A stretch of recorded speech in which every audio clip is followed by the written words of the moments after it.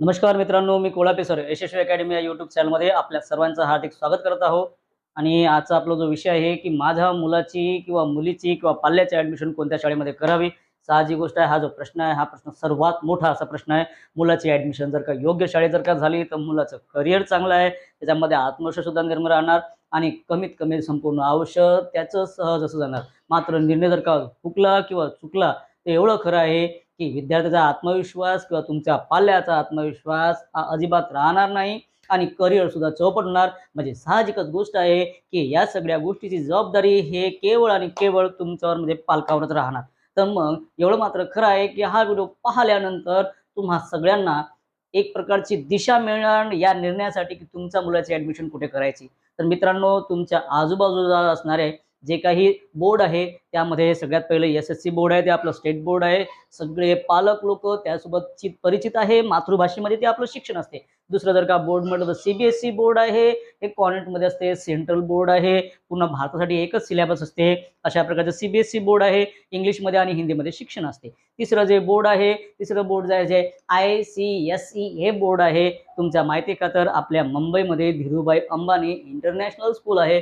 या इंटरनॅशनल स्कूलमध्ये जे विद्यार्थी असतात तर आपले जे बॉलिवूड आहे, मग त्यामध्ये बच्चन फॅमिली असू द्या, कपूर फॅमिली असू द्या, बॉलिवूडमधले फेमस असे जे स्टार्स आहे, इव्हन मोठे मोठे बिझनेसमॅन जर तेंडुलकर याची सुद्धा जी मुलगी आहे ती सुद्धा माहिती आहे का धीरूभाई अंबानी इंटरनॅशनल स्कूल या शाळेची विद्यार्थिनी आहे. तर सगळ्यात पहिला पर्याय म्हणजे आपण ICSE हे डोक्यातून काढू शकतो.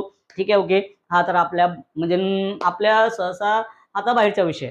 आणि त्याशिवाय तुम्हाला इतरही माहिती खातर असू द्या, तुमच्या लक्षात असू द्या, एक IB बोर्ड आहे, ती स्वित्झर्लंडमधलं आहे. त्याच्या सुद्धा शाळा 100च्या जवळपास आपल्या भारतामध्ये अवेलेबल आहे. ते तिथलं संपूर्ण शिक्षण इंग्लिशमध्ये असते. हे जे ICSE धीरूभाई अंबानीचं तुम्हाला जे शाळेची जी गोष्ट केली होती ते सुद्धा टोटल इंग्लिशमध्ये असते. ही गोष्ट आहे, अशा शाळा मोठ्या मोठ्या मेट्रो सिटीमध्ये असणार आहे, सगळ्या तालुक्यामध्ये आणि सगळ्या गावात अवेलेबल नाही आहे. तर आता हे जे आहे ICSE झालं, IB झालं, परत त्याशिवाय दुसरं आपलं कोणतंही इंटरनॅशनल बोर्ड झालं, हे सगळं आपले आता वगळून फक्त आपल्यासमोर दोनच पर्याय, एक म्हणजे स्टेट बोर्ड आणि दुसरं म्हणजे CBSE. बरं, आता स्टेट बोर्ड आणि CBSE मध्ये सुद्धा कोणत्या शाळेचं सिलेक्शन करावं हा साहजिकच प्रश्न आहे. तर या प्रश्नाचं उत्तर तुम्हाला एवढं सांगतो की CBSE जर का म्हटलं तर CBSE मध्ये आपलं शिक्षण संपूर्णपणे इंग्लिशमध्ये असते. त्यामध्ये हिंदी हा एक भाषा विषय म्हणून शिकवला जातो. साहजिक संपूर्ण जे विषय असतात, इतर कोणते विषय जर का असेल ते संपूर्णपणे इंग्लिशमध्येच असतात आणि विद्यार्थ्याला सुद्धा मार्गदर्शन अभ्यास जर का करायचा असेल इंग्लिशमध्येच त्यामध्ये करावा लागतो. आणि आपलं स्टेट बोर्ड जर का म्हटलं तर मातृभाषेमध्ये. बरं, ठीक आहे. या दोन्ही भाषेमधलं सिलेक्शन कोणती शाळा करावी, तर जे पालक आपल्या मुलाला 1.5-2 तास देऊ शकतात, त्यांना इंग्लिश भाषा अवगत आहे, ते मुलांना शिकवू शकतात, त्यांच्यामध्ये आत्मविश्वास निर्माण करू शकतात, घरचं वातावरण तसं देऊ शकतात. आणि परत त्याशिवाय CBSE जर का म्हटलं तर खर्चाची सुद्धा बाब आहे. कमीत कमी ॲन्युअल जर का खर्च जर का म्हटलं तर तो खर्च 10,000 पासून तर 1,00,000 पर्यंत वार्षिक खर्च CBSE मध्ये येऊ शकतो. ठीक आहे, ओके. आता CBSE जर का म्हटलं तर संपूर्ण भारतामध्ये हा एकच सिलेबस असतो. बरं, याच्या शाळा कुठे कुठे अवेलेबल आहे, तर दिल्लीमध्ये ज्या कोणत्या शाळा आहेत त्या या संलग्न असणाऱ्या शाळा आहे. मग आता यामध्ये जर का प्रवेश करायचा असेल, CBSE संलग्न असणाऱ्या शाळा पुन्हा कोणत्या आहेत, एक केंद्रीय विद्यालय आहे आणि दुसरं एक जवाहर नवोदय विद्यालय आहे. जर का स्टेट बोर्डमध्ये जर का पालक जर का असेल आणि विद्यार्थी जर का असेल, आपल्या मुलाला योग्य असं मार्गदर्शन जर का व्यवस्थित जर का केलं तर 5व्या वर्गामध्ये एंट्रन्स एक्झाम असते नवोदयसाठी आणि 9व्या वर्गामध्ये केंद्रीय विद्यालयामध्ये 9व्या वर्गासाठी असते, एंट्रन्स एक्झाम असते.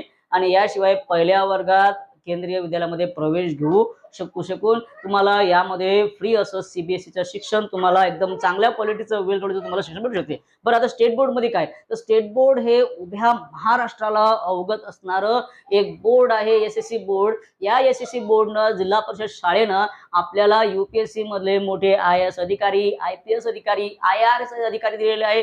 सचिव स्तरीय सनदी अधिकारी सुद्धा जिल्हा परिषद शाळेनं दिलेले आहे. आणि एवढंच काय, तर MPSC असेल, MPSC मध्ये जिल्हा परिषद आपल्या जिल्हा भरती अंतर्गत कोणतीही भरती जर का असेल, पोलीस भरती जर का असेल, तलाठी भरती जर का असेल, तर यामध्ये स्पेशली स्टेट बोर्डचा विद्यार्थ्यांचा दबदबा असतो. ही गोष्ट सुद्धा मान्य करून चालावं लागेल. आणि एवढंच काय, तर आपले स्टेट बोर्डचे जे विद्यार्थी आहे, जर का तुम्हाला इंटरनॅशनल किंवा नॅशनल विद्यार्थीसोबत कॉम्पिट जर का करायचं असेल तर ऑलिम्पियाड एक्झाम आहे, इतर काही शिष्यवृत्ती परीक्षा आहे, त्या देऊन मुलांमध्ये आत्मविश्वास सुद्धा वाढवू शकतो आणि मुलांच्या आता प्रगतीकडे लक्ष सुद्धा देऊ शकतो आपण. अशा प्रकारचं आहे. म्हणजे स्टेट बोर्ड सुद्धा सीबीएसई पेक्षा कमी नाहीये. आणि एक स्टेट बोर्डचं पुन्हा जर का उदाहरण तुम्हाला जर का द्यायचं जर का म्हटलं तर मित्रांनो, एक पोपटघन नावाचा विद्यार्थी, या विद्यार्थी जिल्हा परिषद शाळेतला विद्यार्थी असून सुद्धा जगातली जे नंबर 1 युनिव्हर्सिटी आहे, समथिंग मँचेस्टर युनिव्हर्सिटी अशा प्रकारचं त्या युनिव्हर्सिटीचं नाव आहे, त्यामध्ये त्या मुलाचं सिलेक्शन होऊन IIT साठी म्हणजे बॅचलर डिग्री डिग्रीसाठी त्याला फ्री स्कॉलरशिपमध्ये नंबर लागलेला आहे.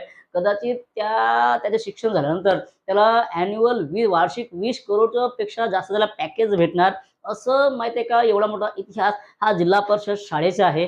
फक्त एवढं मात्र खरोखर आहे की पालक, शिक्षक, विद्यार्थी या तिघांच्या संगमत जर का असेल तर नक्की विद्यार्थी घडू शकतो. आता याच्यानंतरही पुन्हा एक आपल्यासमोर प्रश्न असतो, तरी सुद्धा या दोन शाळेमधून सीबीएसई आणि स्टेट बोर्डमधून आपल्या मुलाची ॲडमिशन कुठे करावी? तर मित्रांनो, अशा प्रकारच्या शेवटी निर्णय तुमचा आहे की तुम्हाला तुमच्या मुलाची ॲडमिशन कुठे घ्यायची आहे. तरी सुद्धा कमेंट्स बॉक्समध्ये नक्की कमेंट्स करा की आपल्या मुलांनी कोणत्या शाळेमध्ये ॲडमिशन घ्यायला पाहिजे किंवा महाराष्ट्रातल्या मुलांनी कोणत्या शाळेमध्ये ॲडमिशन घ्यायला पाहिजे. आणि ज्याने कोणी अजूनपर्यंत आपल्या या चॅनलला सबस्क्राईब केलं नसेल त्यांनी नक्की या चॅनलला सबस्क्राईब करा. धन्यवाद मित्रांनो.